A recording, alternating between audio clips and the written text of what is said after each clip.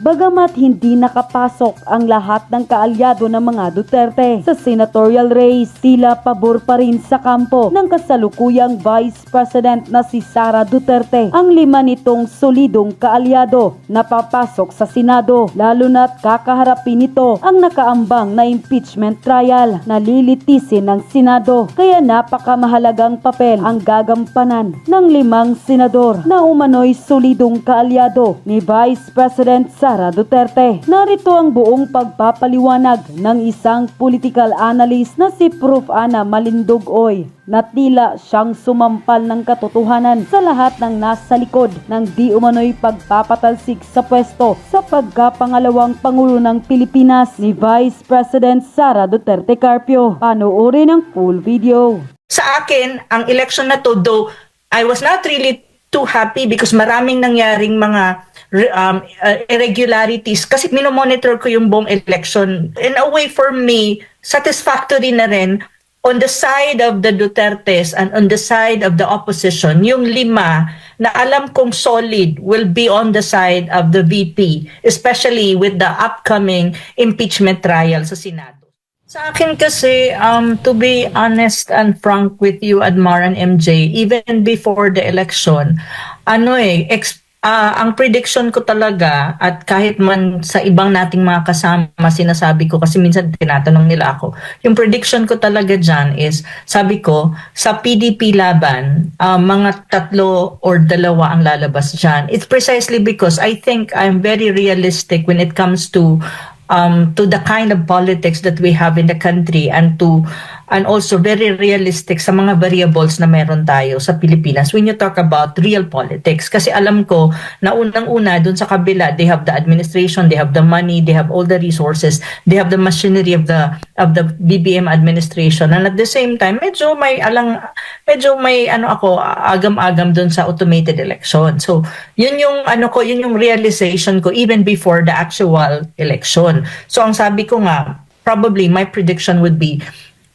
3 from PDP will come out as winners in this election sa senatorial race. On the other hand, nung in-endorse naman ni VP Sara si Villar at saka si Senator Amy Marcos, sabi ko, ditong 2 lalabas to. Kasi nung tinignan ko, Villar, Camille is still alyansa.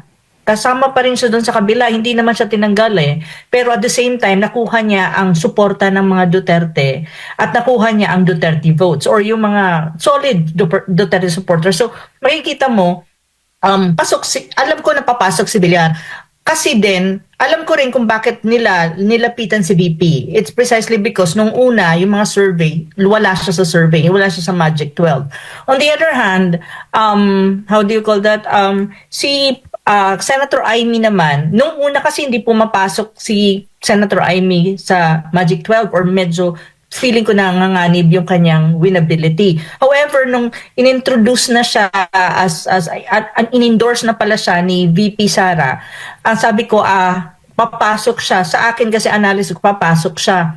Kasi unang-una, you have the Norte votes, yung North. Kasi in the Philippines, MJ and Admar, if you really analyze it, that's why there was a unit team, precisely because you need to have the North and the South. And if you have both, then the winnability is higher. Kaya nga si Senator Amy, very obvious naman na nakuha niya ang Norte. At now, nung in-endorse siya ni VP Sara, nakuha din niya to some extent, kahit nakakuha siya ng vote sa South. At saka yung, hindi ko masasabing lahat ng Duterte supporters bumoto sa kanya, pero at least may nakuha siya. So in a way, predictably, sa akin, sabi ko papasok si Senator Amy. So kung susumahin mo sa senatorial race, though ang opposition on the side of PDP, hindi 3 lang ang pumasok. You still have the 2 na pumasok. So 5 as against to the rest na alyansa at may 2 kang kakamping na pumasok si Bam at saka si Kiko. So factory na rin on the side of the Dutertes and on the side of the opposition, yung 5 na alam kong solid will be on the side of the VP, especially with the upcoming impeachment trial sa Senado. So sa akin, this is already okay, unsatisfactory. Kasi when you talk about the impeachment trial, sa pag-usapan na rin natin, na matatouch on natin dito, ang impeachment trial for the VP to be removed, they need 16 votes. But for the VP not to be removed, you need 9 votes. And right now, from my calculation, the VP already has somewhat 6 to 7 sure, solid on her side. So sa akin, ang election na to, though I was not really too happy because maraming nangyaring mga irregularities kasi minomonitor ko yung buong election ng Monday from morning until evening and even the next day today. So nakita ko may mga election irregularities na nangyari, may mga ballots na niluluwa ang mga mga machines, tapos may mga machines na hindi nag-function,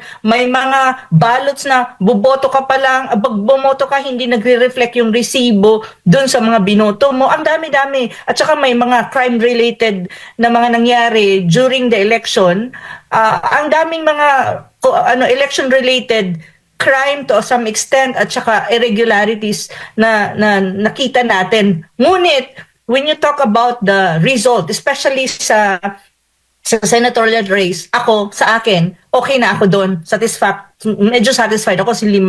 At least may 5 na alam ko when you talk about the impeachment will be able to support the VP. On the other hand, pagdating naman sa local na level, medyo makikita din natin yung endorsement ni VP at mga Duterte ay nag-work. Kasi look, in Cebu, Gwen Garcia was out at yung bago ngayon, which was endorsed by our BP, and the others also in different parts of Manila, like for example, Abante, I think, hindi nanalo, Isko Moreno, nanalo. So, sa local na level, makikita mo rin na nagkaroon ng dent at nagkaroon ng positive impact yung endorsement ni BP Sara sa mga kandidato, which this will have a very important role to play, and this has something to do at magkakaroon to ng positive na impact hopefully in the 2028 presidential or national election. Kasi ang local na level like governor, mayor, especially mga mayors, importante yan when you are running a national election, especially presidential. So sa akin, may nakita akong positive, lalo na dun sa mga na-endorso ni VP Sara, lalo na sa mga probinsya na malalaki at bultahin ng boto nandun, like Cebu. Very important. So this is not necessarily 100% happy result of the election, but as far as I'm concerned, putting everything together, yung result, I am satisfactory, but we need to work more. I think if we, ang sabi kasi ni VP, sabi ni VP a strong opposition, di ba? Ang sabi niya, there should be a strong opposition. So as part of the opposition, I think kailangan work more hard in preparation for the big event in 2028. That's the presidential election. So, yun yung general assessment ko sa midterm election. Though wala pa tayong official result ng senatorial votes kasi unofficial pa. Pero around 90% na ata ang nakakanvas. So, yun yung masasabi ko for now. MJ and Admar. Bawal yan. Kung pwede sana, Ano yan, ma'am? Wala po ko sa Ma'am, excited yan, ma'am, ha? Nakita natin, oh. Hey, hindi pwede yan, ma'am. Hindi pwede yan. Hindi pwede yan, ma'am. Hindi pwede. Ma'am, please. Hindi pwede, ma'am. Hindi pwede. Hindi. Hindi pwede, ha? Andiyan, no? Andiyan ang proof. Andiyan ang proof. Andiyan. Andiyan ang proof. Ako kayo ng please.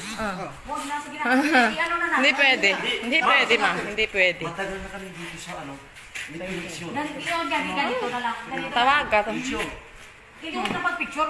Wait, dito, ma'am. Karapatan namin Ay. O ganito na lang. Ganito. Ma'am, hindi. Iniisip mo ba kami? Iniisip mo ba?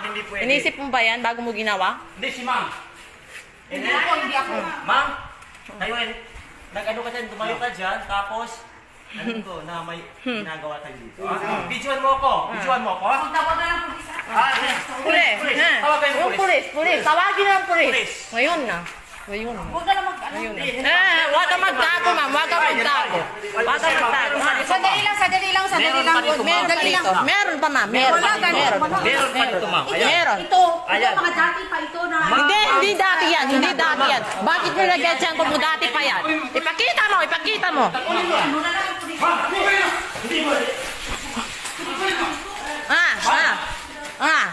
Ipakita ko ang proof, ha? Tinatago mo. May video kami, may video kami. Okay, may video kami. May video kami. Military, Saan ang pulis? Saan ang pulis? What? May video kami, sir. May video kami. May video kami. May proof kami. May proof kami. palabasin mo lahat, ma'am. Palabasin mo lahat. Doon lahat. Di pwede yan.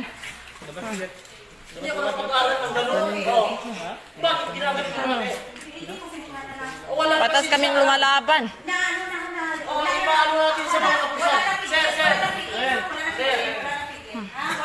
Wala na pasok sa Ano, sir? Sinira niya. Pinunit niya. Pinunit niya. Yung pagpasok ng butante. Tapos, Pinunit niya. Bigyan mo na lang natin yan. Wala na piliin, ha? Wala na piliin. Kaya napasok sa machine. Importante wala na pasok. Hindi po pwede, sir. Sir, hindi po pwede. Sir. labas na. Okay, pareho lang. Hindi pwede yan. Hindi pwede yan, sir. Dinadaya kami, sir. Dinadaya kami. Ay! Teka mo lang. Ayan. Karapatan namin yan, sir. May video kami, sir. May video kami. Huwag yung isa pa. May video kami, sir. May video kami. May video kami. Bakit mo kami dinadaya? Yan muna kayo sa labas. One side ba kayo, sir? One side ba kayo? One side ba kayo, sir? One side ba kayo? Bakit nyo kami...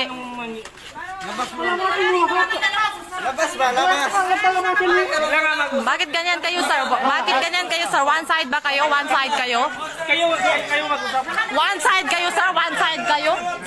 Bakit nyo kami pinalabas? May proof kami, sir. May proof kami. May proof kami. Dinadaya kami. Bakit kami pinalabas? Di pwede yan. Di pwede yan. Di pwede yan. Magbanman kayo. May video kami. May video kami. Hindi kami nag... Hindi yan bawal. Mas bawal yung ginagawa nila. Mas bawal yung ginagawa nila, sir. Alam nyo yan. Alam nyo. Alam nyo. Alam nyo. Watcher kami. Hindi pwede pinapalabas ang watcher.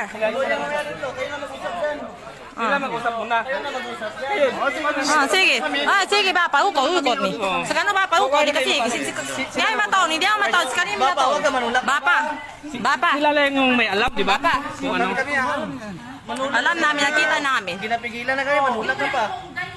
Sige, Papa. Rako, banumag ka. Dako banumag. Kayo magpan ba, parang... Dako banumag. Tingnan na kimo Dako banumag. na kuha na. Nami ba yan eh?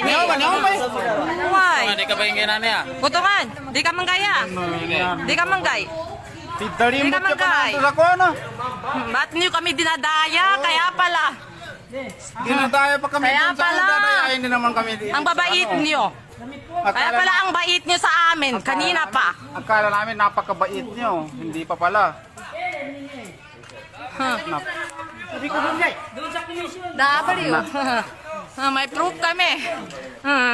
Nahihiya pa si ma'am. May pakita ang mukha niya. Mag-viral Mukhang mandaya. Mag-viral ka na, ma'am. Ha?